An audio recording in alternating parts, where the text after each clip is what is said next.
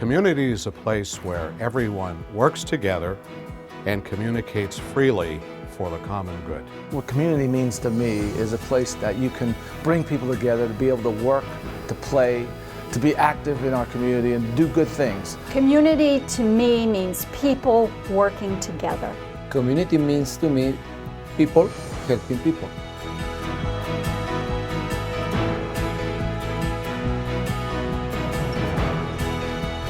On today's Community NEPA, what is it like to be blind? Hear from members of this community about living day to day without sight and how they rely on the services of Community Services for Sight. Then we'll talk to the president and CEO of the nonprofit, Lori Lesante, who explains that Community Services for Sight serves a variety of clients and hosts many programs, which extend from children to children at heart. Lastly, of course, it takes financial backing to run programs such as this. We'll introduce you to a key donor of this nonprofit, Dr. Thomas Kissling.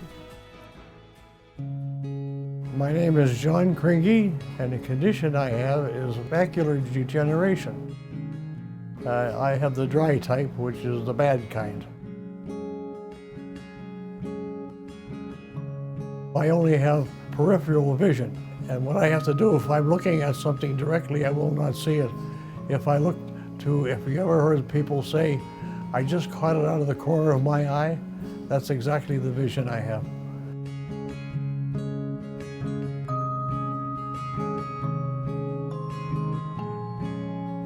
The retina in my right eye is completely gone, and the retina in my left eye was always bad to start with. And now this is the result of my being legally blind. I had to give up my driver's license. I could no longer drive a vehicle. And that was tough for me because it took away my independence completely here. Now I'm dependent on other chauffeurs, et cetera, for transportation.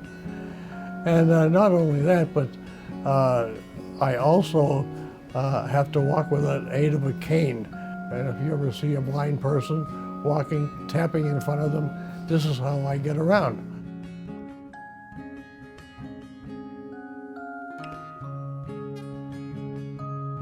I can tell you right now, putting my name on that list was the best thing that happened to me since I've had this condition. He provided a personal interview to start with. Now in that personal interview, it was very, very simple. A young lady came in here and sat down. She said, John, what do you need? And that was a way to start on a beautiful interview. And I told her what all my problems were, about bumping into things, about spilling everything. I didn't know anything about being legally blind. So what did happen then, she started explaining to me one by one of all my problems.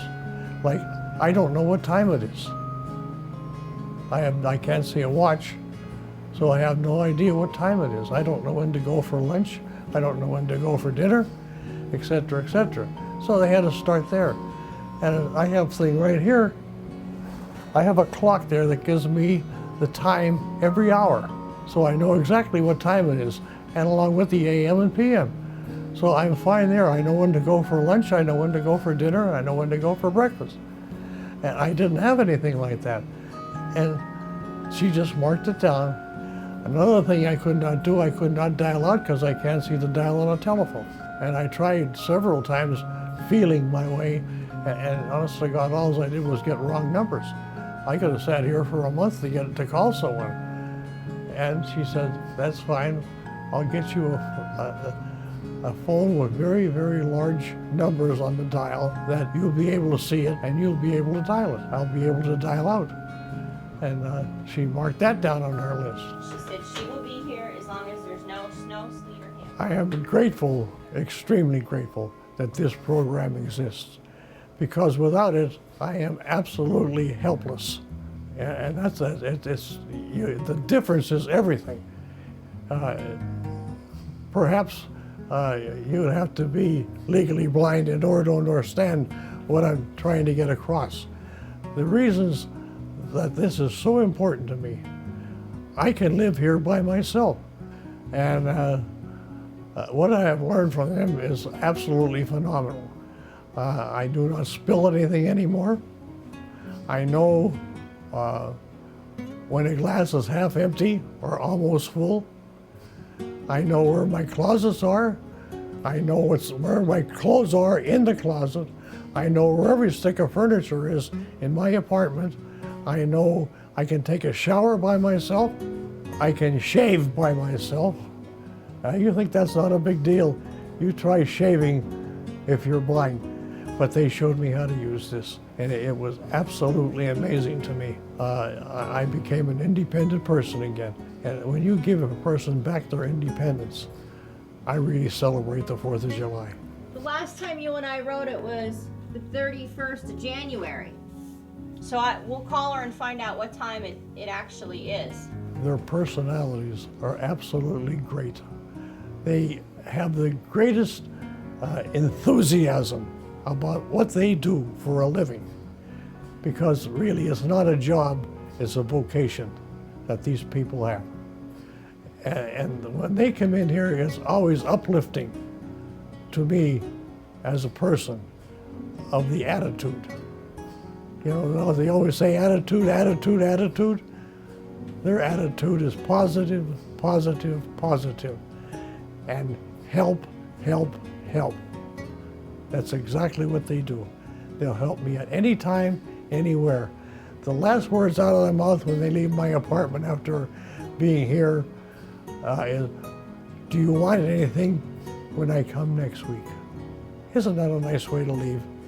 Do you want anything when I come next week? You see how I look forward to it? Because I never miss their interviews. I never miss when they come, because it's always uplifting and it makes my day. Get up there. Right there. Atta girl. Well, to me, legally blind means I can no longer read. I lost that ability. Now I must use a magnifier to read. I don't read very much now because it does tire me out, but I still manage to take care of my own private affairs, paying bills, writing checks, things of that nature. That's not it. You sure you know what you're doing here? Oh, gee. I have a difficult time identifying objects at a short distance. 20 feet, it would be totally blank for me. So legally blind involves a lot of things, and the one problem I deal with constantly is walking. I don't have depth perception anymore. The services that the Community Services for Sight provide are access to low vision doctors. That is important. Access to a social worker who will visit every year, every 2 years, and that social worker will present you with different visual aids, and they keep you abreast with the aids that they have for walking. And you know, there's just a whole gamut of things that helps me lead what I would consider to be a normal life in spite of my disability. How could I manage with my disability if Community Services for Sight was not available? I can honestly say to you, I couldn't manage at all. I just couldn't. And as you just heard, there are many people who rely heavily on the services of Community Services for Sight, from having someone read their mail to providing rides to and from appointments. Coming up after the break, she's been spearheading this initiative since 1997. Lori Lesante is president and CEO of Community Services for Sight. We'll learn how the nonprofit not only serves the blind, but anyone with eyes. And later in the show, hear from Dr. Thomas Kissling of Hazleton Eye Specialists about his involvement with Community Services for Sight. This program is proudly sponsored by Boyer's Food Markets, Jeremy Pruchinski, State Farm Insurance, DBI, Hayden, Dr. Santana, and Frankie's Pizzeria.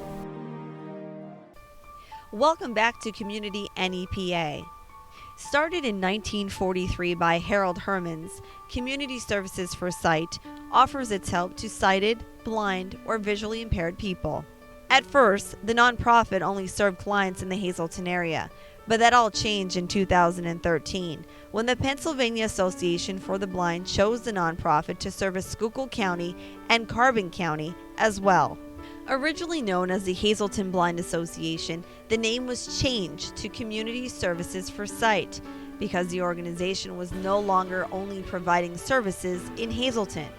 Well, we just heard from some of the clients that benefit from the Community Services for Sight, and now we are with the president and CEO. She actually is my sister-in-law as well, Lori Lesante. So thanks for having us in. Oh, thank you. And congratulations on your recent move. Thank you. It's been very exciting, lots of change, all for the good. Yes. So the Community Services for Sight has been around for many, many years. So tell us about your involvement. Why did you get involved with Community Services for Sight? Well, honestly, I was graduating from college and social work major. Thought, okay, where can I find a position that's going to take advantage of my education that I just received? And there was an ad in the newspaper and it said HBA, social work needed. So I was like, oh, that's me. So I applied and fortunately I was hired. And this field is a field that, every day is a new reward. So, I just enjoying helping people. That's what brought me to social work in the first place. And I was just fortunate to end up here. Mm-hmm. How many years have you been here? Almost 17. Okay. So over those 17 years, what have you seen as far as growth within the programs that you offer? When I first started, we served just southern Luzerne County for what we call our social service program, which is visiting with the clients and actually one-on-one service to those individuals.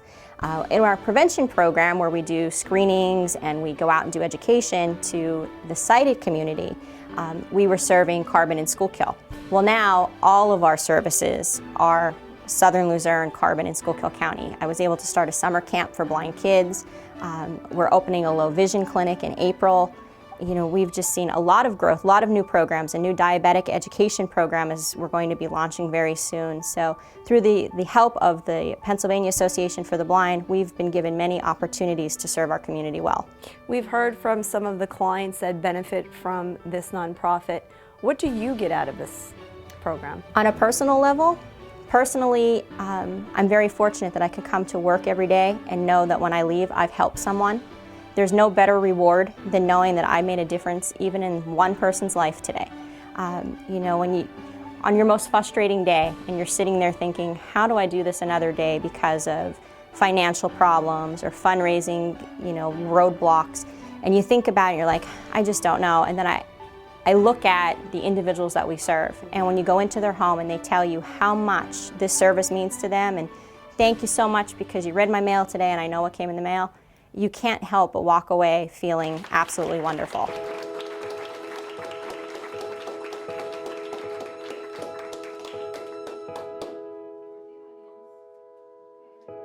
Well, I found out about this because I had run into Lori Lesante and I talked to her about it, and she really made me feel a little more comfortable about coming to a campsite. And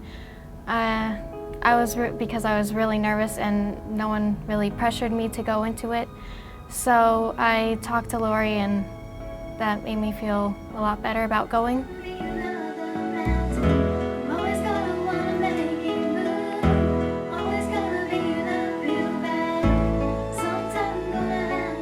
The way I felt when I experienced campsite for the first time was very happy and proud of myself that I went, and I was very, very excited.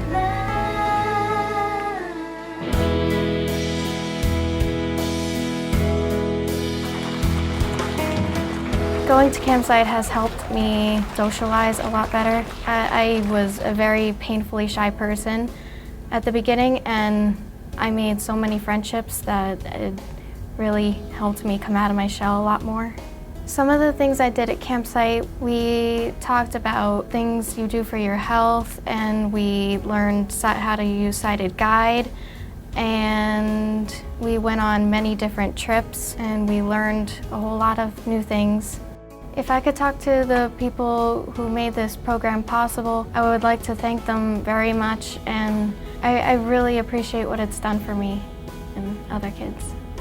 So if you're listening and you think, oh, this doesn't affect me, I have my eyesight, or this is for someone who's older, really, this affects everybody. Absolutely. If you want to put your donations to a nonprofit that is going to be giving back to you or a family member, this is something like cancer affects 1 in every 3 people. This is something that we all have eyes and we all need to take care of our eyes. So that leads me to my question of finances. I'm sure that is always a concern with business. It's a concern with the nonprofit. It's really challenging because you only operate on the finances that you get from the nice people like Dr. Kislan, who we'll be talking with later on in the program. Right. The most difficult part about my job every day is the financial aspect of it. Because at the end of the day, I have to make sure I have enough money to provide those services to people in need. And we do get some money through the Pennsylvania Association for the Blind that comes from the Office of Vocational Rehabilitation, trickles down to the Bureau of Blindness and Visual Services, to the Pennsylvania Association for the Blind, to Community Services for Sight. So without that money, we would be in trouble, definitely. And then we also have funds from the United Way that we receive as well. But yes, community donations, fundraisers that we have. If you see a fundraiser going on, please try to support it. We will never, ever refuse your donation, whether it's a monetary donation, maybe you have a product or a gift certificate or something like that from your place of business. We will certainly be grateful for it. Or your time, just your time to maybe you have expertise in an area that we can say, we really need somebody to do that, and you can lend a hand with that. That's valuable to us as well. We just learned that Community Services for Sight certainly offers a variety of programs with a small staff of only 4. Volunteers and donations are always needed. For more information, you can call 570-455-0421. Coming up, Dr. Thomas Kissling is the founder and medical director of Stroudsburg Eye Specialists, Hazelton Eye Specialists, and Dry Eye Clinic of Northeastern Pennsylvania. He's also a big contributor to Community Services for Sight. We talk with him next to find out how his own eye experience led to a successful career as an optometrist and also volunteer and donor. This program is proudly sponsored by PPL, Sand Springs and Celebrations, Eagle Rock Resort, Dennis Moore Associates, and Godstein Contracting Corporation. Welcome back to Community NEPA. Dr. Kislan is an educational lecturer and speaks nationally on dry eye disease and glaucoma. He's also the host of Eye Care Today, a monthly show which airs right here on SSP TV and is syndicated nationally on the web at ssptv.com. Well, we just heard from the CEO and president of the Community Services for Sight, Lori Lesante, about what the program means and how effective it is for this great community. And now we're with Dr. Kislan. He is just one of many people who give back to this nonprofit. So thanks for joining us. Thanks for having me. Tell us about your background as how you got involved with becoming an eye doctor. Well, when I was a kid, I had horrible eyes. And I had trouble seeing the board, and got a pair of eyeglasses, and as time went on, got thicker and thicker as they usually do. Started wearing contact lenses and ended up with some eye infections, and I just always thought it was kind of cool when I went to the eye doctor what they were doing, and I thought it would be a great profession. So I kind of knew from when I was a kid. Wow, so that's when you started your career in eyes and giving back? Yeah, it was kind of, I knew in high school I wanted to do it, since I went through college, and then medical, I knew the eyes was what I wanted to do. So, that's when I got into it. What do you find with working with people who have trouble with their eyesight? We wake up every day and we open our eyes and we almost take it for granted until there's a problem. And a lot of patients who have a problem, what they'll say is they'll wake up one day and they rub their eye and they now can't see. And they didn't realize, because we have 2 eyes, that one eye maybe had a problem for a while. So obviously routine care, coming in, getting checked, every so often is a good idea. But when there is a problem, it sometimes comes to a point where all the technology and medicine we have can't fix something. So that's when organizations like Community Services for Sight are just so important. You know, again, we take our eyesight for granted until it's a problem. And so I think this organization does get overlooked. Why did you decide, when we look at all of these different programs and all these different areas where we can give back, and you can only give so much, why did you decide to participate in this nonprofit with Community Services for Sight? I think because I can see how losing your sight can affect somebody. And if there's anything I can do beyond the normal things I do every day in the office to help, just I think makes me feel good. You know, these people need help monetarily, they need help just with time, they need help with organizations like this, so anything I can do.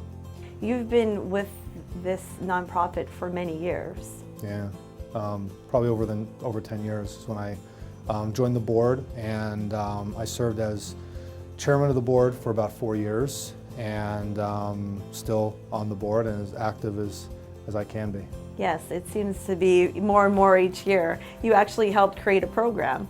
Yeah, we started the Festival for Sight, which for a lot of years was held up at the Hazel Municipal Airport, and you know, we would have food and games and airplane rides, and last year we had it at Community Park, and it's been growing every year, and it's one of the main fundraisers for the organization, because nonprofit organizations live by donations and grants from the government, and we know that those government grants have gone, you know, away for the most part in a lot of cases. So it's been tougher and tougher for organizations like this.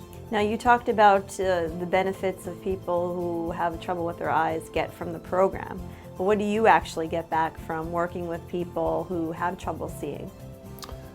Well, I think in life, you know, we talk about paying it forward. I've been very fortunate in my life that, you know, I have, you know, the ability to give some of my time and maybe some of my knowledge to some people that need it. So, you know, if I can help create more programs that can help people, or give as far as equipment goes, or just, you know, if we have patients that maybe can't afford certain things and Community Services try to send them to our office, we can try to help them out as best we can.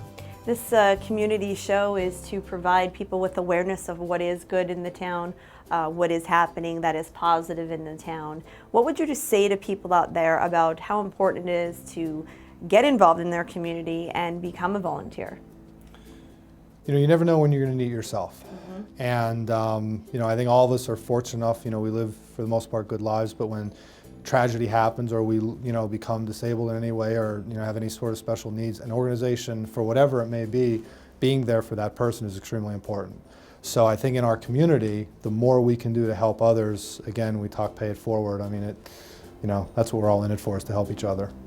We just learned that Community Services for Sight serves the needs of anyone who is sighted, visually impaired, or blind, and that the nonprofit operates with a passionate staff and is supported by successful businesses. But it can also use your help. Volunteer or donate today. Call 570-455-0421. The best and most beautiful things in the world cannot be seen or even touched. They must be felt with the heart. Helen Keller.